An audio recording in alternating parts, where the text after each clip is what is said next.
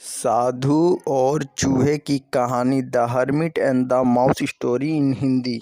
बहुत समय पहले की बात है। एक गांव में एक साधु मंदिर में रहा करता था। उनकी दिनचर्या रोजाना प्रभु की भक्ति कराना और आने जाने वाले लोगों को धर्म का उपदेश देना थी।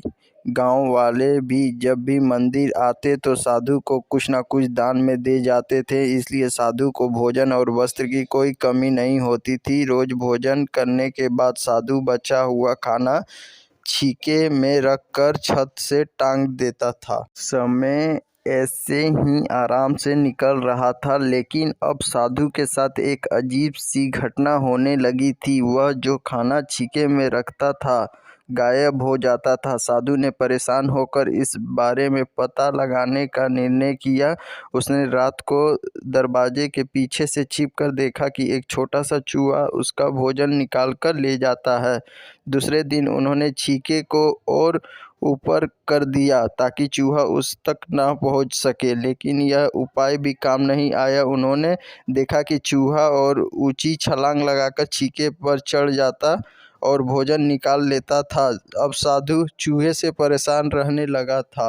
एक दिन उस मंदिर में एक भिक्षुक आया। उसने साधु को परेशान देखा और उसकी परेशानी का कारण पूछा तो साधु ने भिक्षुक को पूरा किस्सा सुना दिया। भिक्षुक ने साधु से कहा कि सबसे पहले यह पता लगाना चाहिए कि चूहे में इतना ऊंचा उछलना की शक्ति कहाँ से आती है। उसी रात भिक्षुक और साधु दोनों ने मिलकर पता लगाना चाहा कि आखिर चूहा भोजन कहाँ ले जाता है। दोनों ने चुपके से चूहे का पीछा किया और देखा कि मंदिर के पीछे चूहे ने अपना बिल बनाया हुआ है। चूहे के जाने के बाद उन्होंने बिल को खोदा तो देखा कि चूहे के बिल में खाने पीने के सामान का बहुत बड़ा भंडार है। तब भिक्षुक ने कहा कि इसी वजह से ही चूहे में इतना ऊपर उछलने की शक्ति आती है। उन्होंने उस सामग्री को निकाल लिया और गरीबों में बांट दिया। जब चूहा वापस आया तो उसने वहां पर सब कुछ खाली पाया तो उसका पूरा आत्मविश्वास समाप्त हो गया। उसने सोचा कि वह फिर से खाने पीने का सामान इकट्ठा कर लेगा। यह सोचकर उसने रात को छीके के पास जाकर छलांग लगाई, लेकिन आत्मविश्वास की कमी के कारण वह नहीं पहुंच पाया और साधु ने उसे वहां से भगा दिया।